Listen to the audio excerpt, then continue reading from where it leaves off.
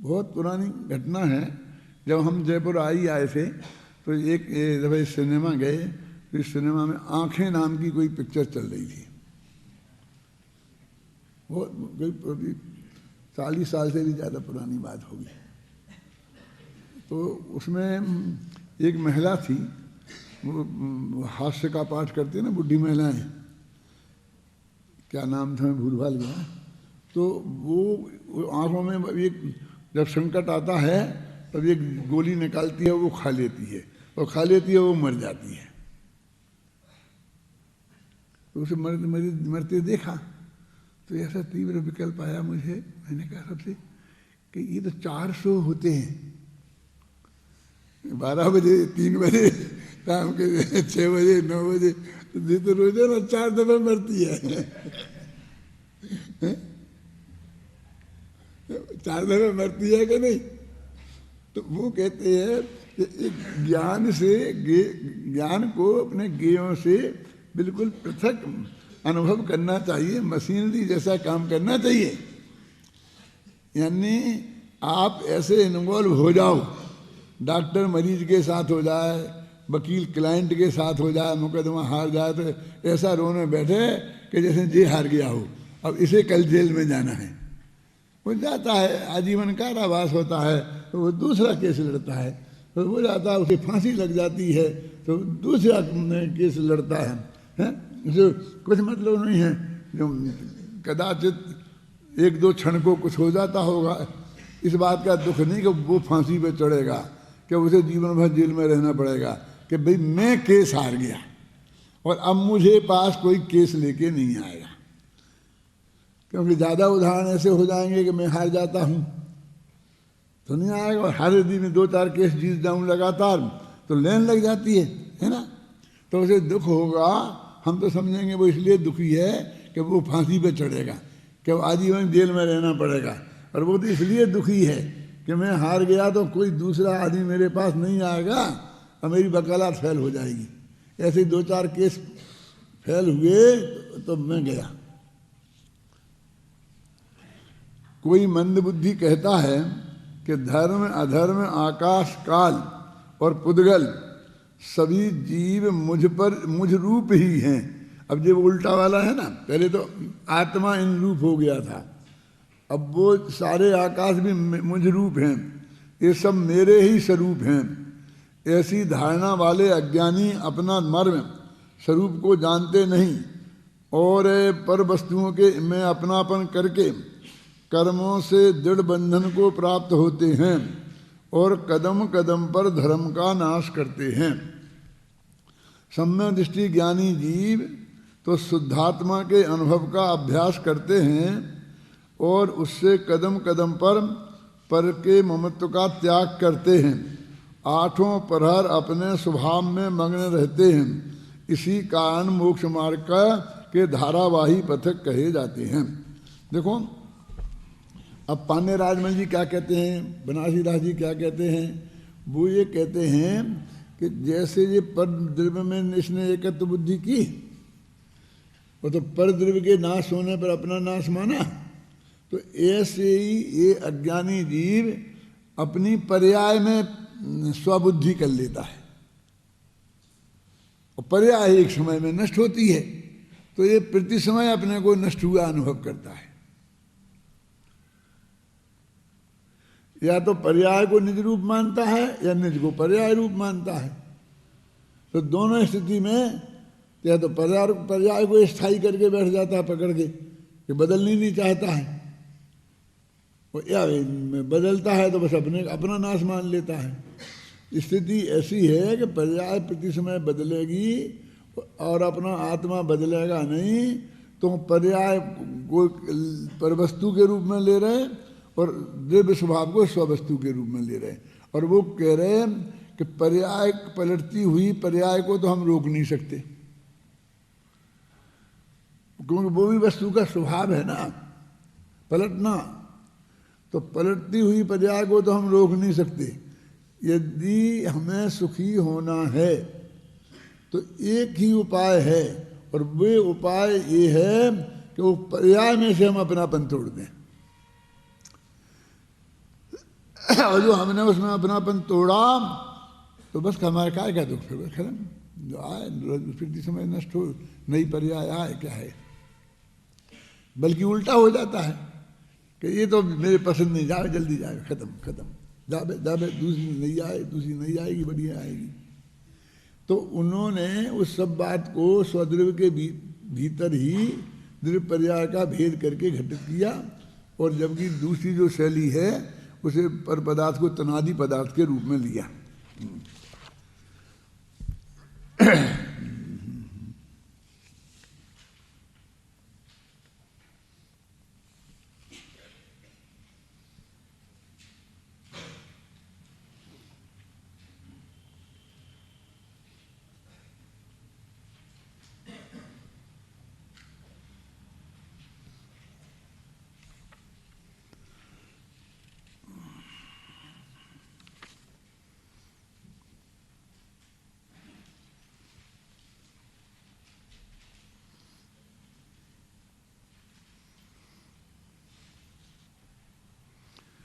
स्वामी जी ने भी बहुत अच्छा इस खुलासा किया है।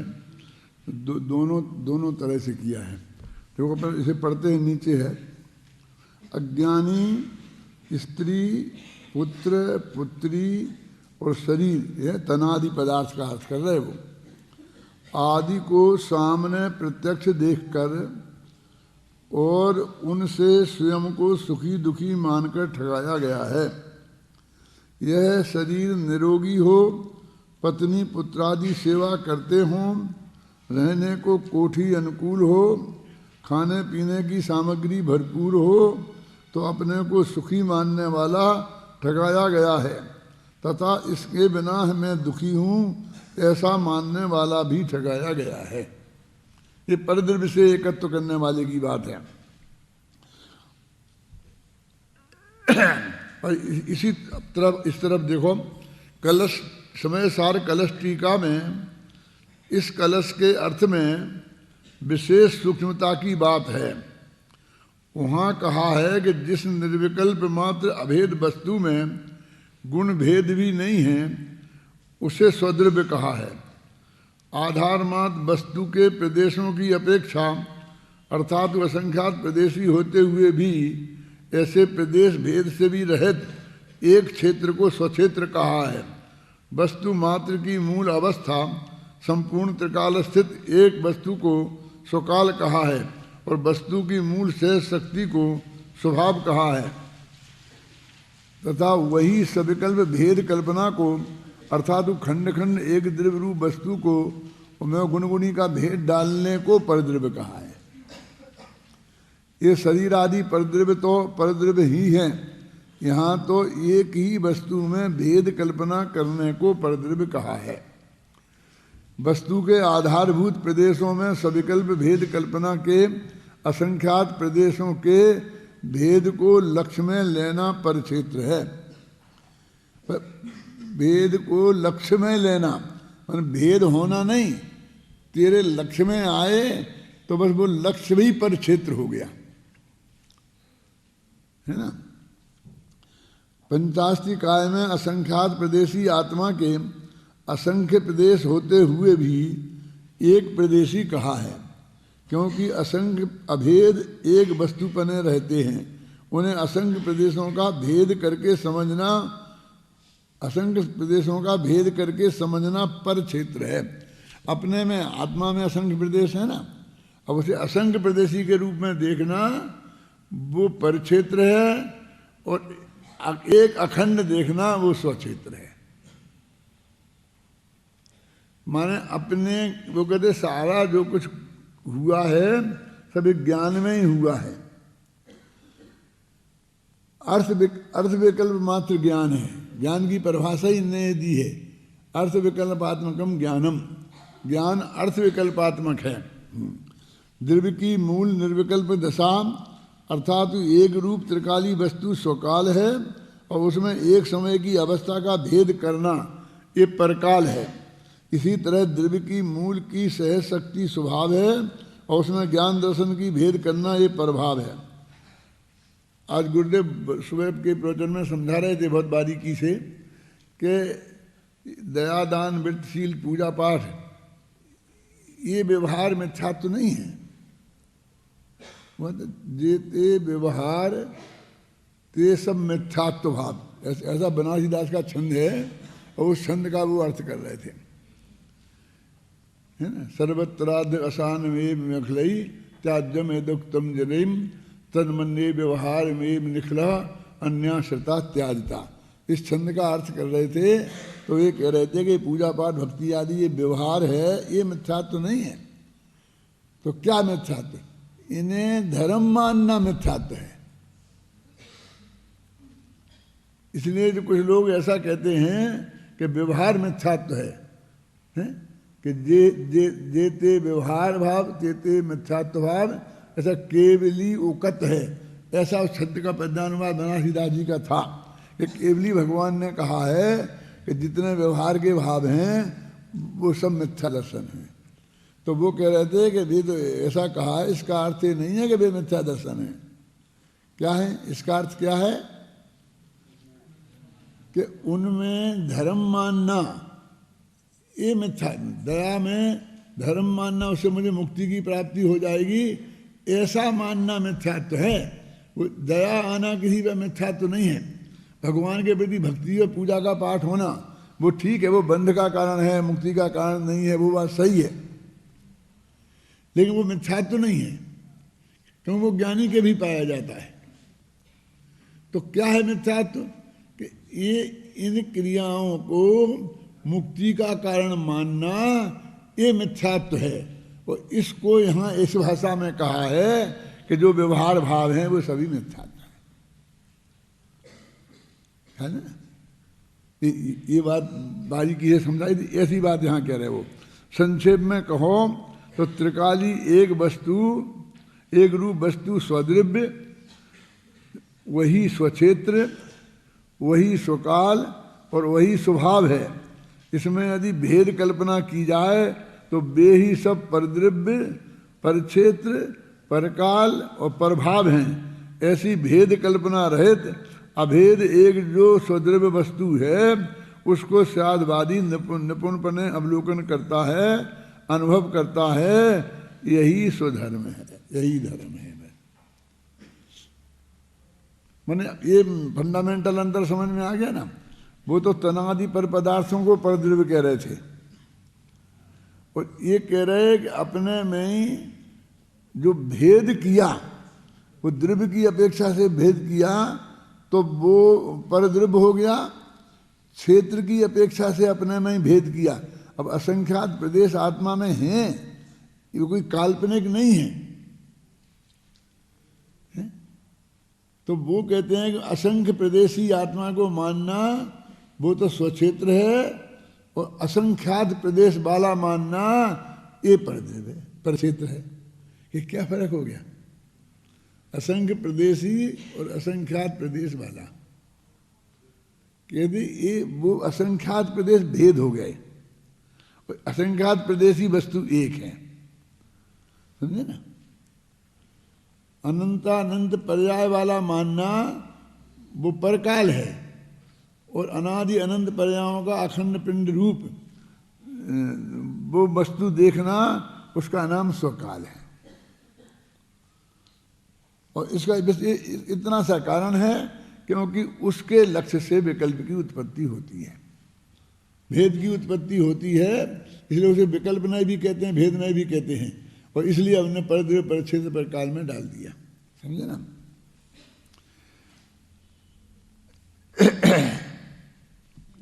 संक्षेप में कहो तो त्रिकाली एक वस्तु स्वद्रव्य, वही स्वक्षेत्र, वही स्वकाल और वही स्वभाव है। और इसमें यदि भेद कल्पना की जाए, मेरा शुरू हुआ है शायद नहीं, की जाए तो वे ही सब परद्रव्य, परक्षेत्र, परकाल, प्रभाव है।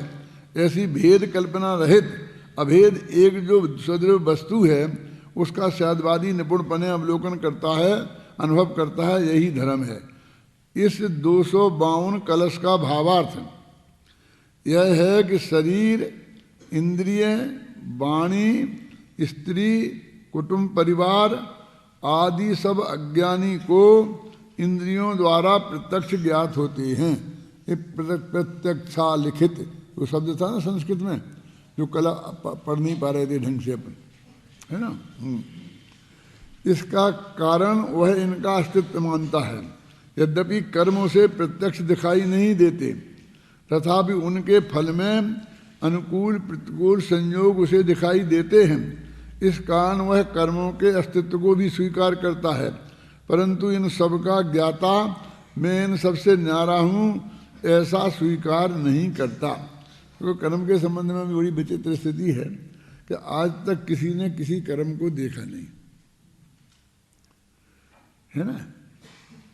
अब उन कर्मों के उदय में, अखातिया कर्मों के उदय में खासकर जो संयोग मिले वो उसने देखे हैं। घातिया कर्म के उदय में जो मोह राग द्वेष के भाव हुए, अज्ञान भाव हुए, ये उसने देखे हैं। राग द्वेष भी दिखाई देते हैं ना, अपन गुस्सा आता हुआ किसी को दिखाई देता है ना। अब हमने इनके आधार पर ये अनुमान किया है, क्या है कि यदि मुझे गुस्सा आ रहा है तो अंदर से क्रोध कर्म का उदय है। यदि मेरे को ये संयोग मिला है जो मुझे पसंद नहीं है तो मेरे असाता वेदनी कर्म का उदय है ना। अब ये देखा क्या फल, और उससे अनुमान किया काय का कि ऐसा कर्म मेरे उदय में होगा। अब अनुमान किया ना, अब अनुमान का आधार क्या है कि हमने ये शास्त्रों में पढ़ रखा है कि क्रोध कर्म का उदय होता है तो बाहर से गुस्सा आता है, अथवा कोई हमारे पाप कर्म का उदय होता है तो अनिष्ट पुत्रादिक की प्राप्ति होती है, इष्ट का वियोग होता है। तो हमने ये पढ़ रखा, इसके आधार पर वो अनुमान किया है। और हमने जो पढ़ रखा है वो कहाँ पढ़ा है? आगम में। तो हमारा वो अनुमान आगमाश्रित हो गया क्या? तो असली बात तो ये हो गई अंत में जा करके कि कर्म की सत्ता तो हमने आगम में पढ़ के जानी है, इसलिए हमने एक नया शत्रु खड़ा कर लिया है। ये जिनने कर्मकांड नहीं पढ़ा अथवा जो जैनी नहीं है, जो कर्म फिलॉसफी को नहीं मानते हैं, उनके तो उनका बुरा करने वाला सामने वाला पड़ोसी है, कोई दूसरा पड़ोसी है जो भला करने वाला है, तो उसके तो एक शत्रु रहे। और हमने अब दो कर लिए, एक तो वो पड़ोसी और एक वो कर्म, जो बिल्कुल काल्पनिक है, आज तक किसी ने देखा नहीं है। क्यों? तो वो कहते भाई हमारे पढ़ कर को हमको तो ये लाभ हुआ है।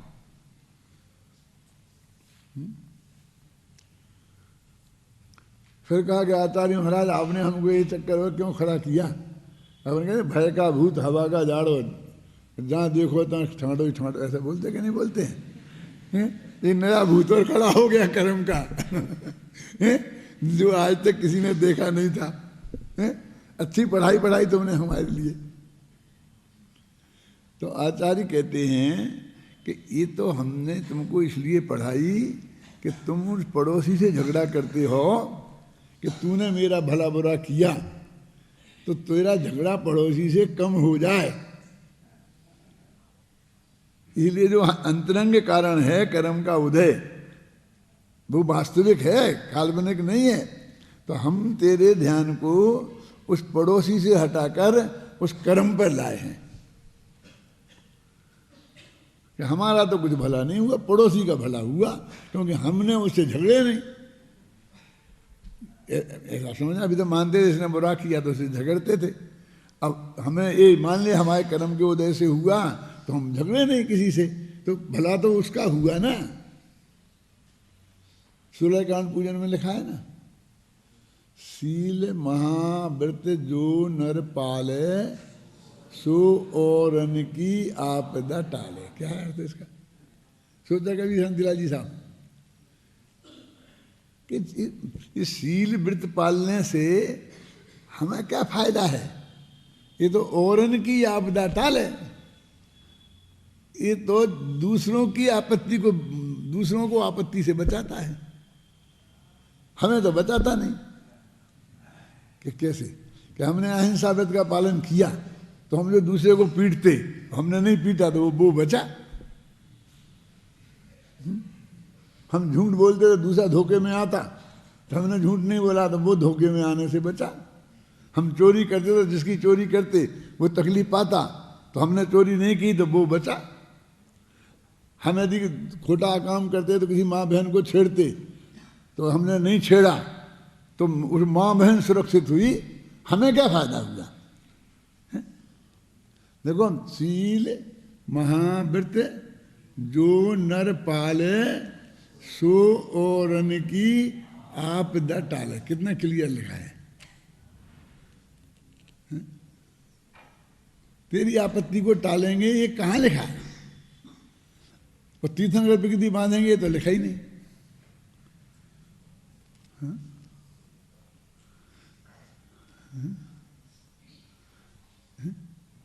ऐसी हो, यहाँ कह रहे हैं कि कर्म से तुमने पड़ोसी की दिक्कत हटाई, कि हमारा ध्यान पड़ोसी से हट के कर्म पे चला गया। हमारा तो कोई फायदा नहीं हुआ, हमें तो एक शत्रु लड़ने को मिल ही गया। कम से कम वो सामने था तो हाथ, चार हाथ निपट लेते, अब ये तो दिखता ही नहीं है। ये जो शत्रु कर्म है दिखता ही नहीं, इसे लड़े कैसे?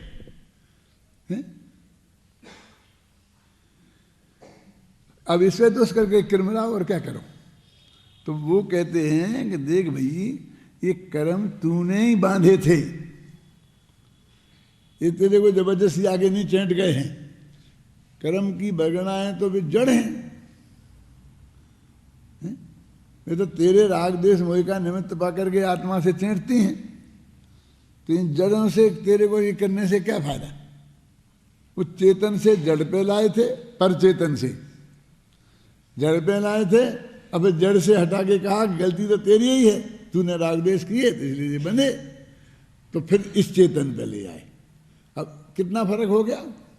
अभी पर नाम के चेतन पे थे, अब स्वानाम के चेतन पे आ गए। और जब ये परिस्थिति बनती है कि वो जो जिस गलती का ये फल भोगा जा रहा है, तब जब तक ये रहता कि इसकी गलती है, इसकी गलती है, तो बहुत अंदर से वो उबलता है ये आदमी। और जब ये मालूम पड़ता है कि मेरी गलती से ही हुआ, तो ठंडा पड़ जाता है। अब करे हैं तो भोगने पड़ेंगे भैया। तो लौट के आखिर उपादान पे ही लाए ना। हम तो बहुत होशियार थे, तो हमने उनको और पुराने कर्मों पर बटोर दिया कि वे राग देश हमने थोड़े हुए, वो पुराने कर्मों का उदय आया था, उससे वे राग देश हुए थे। तो फिर हम उसी लेन पे चढ़ गए, फिर पर की तरफ गए कि सामने वाले ने गाली दी थी, इसलिए हमें गुस्सा आया था, क्योंकि क्रोध नामक कर्म का उदय होगा, इसलिए क्रोध आया था। तो वो कहते हैं कि ये कोई इसको क्यों देखते कि हमने इसलिए ये बात कही है। वो तो कहते वस्तु का स्वरूप ऐसा है। गुरुदेव की भाषा में कहते निमित्त का ज्ञान कराया है। तो निमित्त का ज्ञान काहे को कराया? कि भाई ऐसा वस्तु का स्वरूप है, तुम ऐसा क्यों बोलते हो? ये ज्ञान ऐसा क्यों कराया, ऐसा क्यों कराया? हर काम इसका मतलब ये है कि हम वस्तु के हिसाब से देख के नहीं बोलते हैं, हम वस्तु में धमकाने के, डराने के हिसाब से ही बोलते हैं। ऐसा अर्थ हो गया ना इसका। तो हमें तो वस्तु स्वरूप समझने बैठे हैं ना, कि वास्तविक स्थिति क्या है। एक तो उपदेश होता है कि हमको किसी चीज़ से तुम्हें हटाना है, तो उसके विरुद्ध तर्क लाला करके वो आपको समझाते हैं। अब उसमें वो कुछ सही हो गए और नहीं हो गए, इस बात को नहीं देखा जाता। जैसे कि नरकों के चित्र बनाकर अपन दीवार पे लगाते देते, मंदिरों में लगा देते ना, कि ऊपर से वो एक पाप कर रहा भयंकर, दूसरे की माँ बहन को छेड़ रहा है, और नीचे उसके नरक में गया तो वहाँ पर एकदम गर्म जलती हुई पुतली उसे लिपटा रहे हैं। ऐसे नरक के चित्र बनाए जाते हैं ना, हैं? ये यहाँ कीड़े मकोड़ों को मार रहा है, सांप बिच्छुओं को, तो नरक में गया तो सैकड़ों सांप बिच्छू से खा रहे हैं। तो इन नारकियों के चित्र तो मंदिर में लगा दिए, और हम इतने भले आदमी मनुष्य हैं, क्यों हम कहें एक फोटो हमारा लगा दो, तो अब भी आज झगड़ा करना, क्यों लगा दें तुम्हारा, 1 लाख रुपया दो तो लग जाएगा। तो इन नारकियों से लेते तो कुछ पैसा, उनके क्यों लगा दिए, उनके मुफ्त में लगा दिया ना। गाय भैंस कुत्ते बिल्ली शेर हिंसक हत्यारे, वो मुर्दा हिरन पड़ा है, इनके फोटो लगा दिए मंदिर में।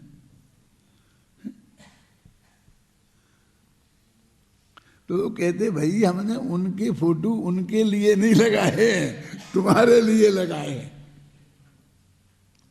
तो ऐसा है क्या क्या कि जो यहाँ पर परस्त्री सेवन करेगा उसको वहाँ गर्म पुतली चिपकाई जाएगी, ऐसा है क्या? ऐसा तो नहीं है। वहाँ तो जो सर्दी गर्मी के दुख हैं, जो भी लड़ते हैं आपस में, वैसे हैं वैसे हैं। ऐसा कुछ नहीं है कि ऐसे पर्टिकुलर पाप को ये शराब पिएगा तो वहाँ गरम गरम लोहा पिला कर तपा करके पिलाया जाएगा, हैं?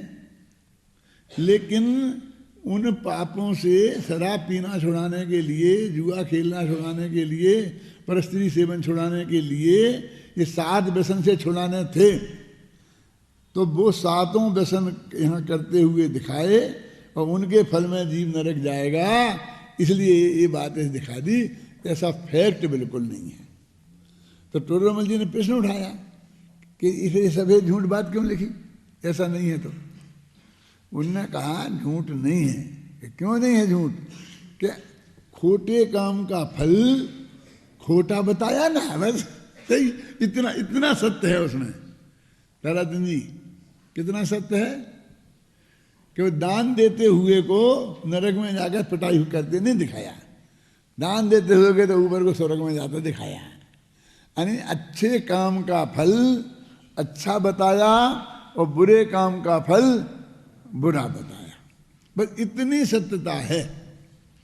इससे ज़्यादा सत्यता तुम उसमें खोजोगे तो तुम नहीं खोज पाते, तुम्हें मिलेगी नहीं वहाँ पर। फिर तर्क वितर्क करते रहना, व्यर्थ गई उलझे रहना अंत तक कि ऐसा नहीं है, ऐसा नहीं है, तो ऐसा तो नहीं लिखना चाहिए था, ऐसा तो नहीं करना चाहिए था। तो ऐसे वर्तमान योग में बहुत कहानी किससे ऐसे ही है। लिखा है टोडरमल जी ने, ग्वाले ने मुनिराज को तपाया तो अज्ञानी ने भक्ति बस तपाया, तो इसलिए उसकी प्रशंसा कर दी। लेकिन ऐसा जानकर कोई समझदार तपाए तो उसने तो मुनियों पर उपसर्ग किया, तो मुनि पे उपसर्ग करने का फल नरक में जाना है। राजा शरण्य ने उपसर्ग किया था ना, तो नरक गति का बंद हुआ क्या नहीं? तो तुम ये मत समझना कि तुम्हें कोई सीख मिल जाएगी। तो मतलब इसी आगम में इस तरह के कथन भी हैं कि वो व्यक्तिगत रूप से समझाने के लिए ही हैं, उनको फैक्ट नहीं देखो। और जब तत्व ज्ञान की बात चलती है तो वहाँ फैक्ट देखा जाता है, वहाँ ऐसा नहीं चलता। हम कह रहे हैं कि तत्व 7 होते हैं कि ये परद्रव्य है, स्वद्रव्य नहीं है, शरीर अलग है, आत्मा अलग है। तो इसलिए नहीं बताया कि तुम्हें आज शरीर से विरक्ति करने के लिए तुमको अलग बता दिया है, तो इकट्ठा ही, ऐसा नहीं है। हर मतलब मेरे कहने का मतलब ये है कि वो हर चीज उपदेश नहीं है। एक होता है एक तत्वोपदेश और एक जो कोरा उपदेश है। इस कोरे उपदेश में क्या दम है? एक जैन धर्म है, ये तो हर धर्म में पाया जाता है। हर धर्म में दया की, दान की महिमा गाई जाएगी और उसका फल बढ़िया बताया जाएगा। और जबकि फिर उसमें 50 इनबट लगा देंगे कि दान दे मन हरख विशेष है, विशेष हर्ष के साथ दिया हो तो फिर ये भव यश परभव सुख देखे, ऐसा कह देंगे। और फिर वो कहे भाई हमें तो कुछ मिला ही नहीं, कि तुमने हर्ष के साथ नहीं दिया होगा।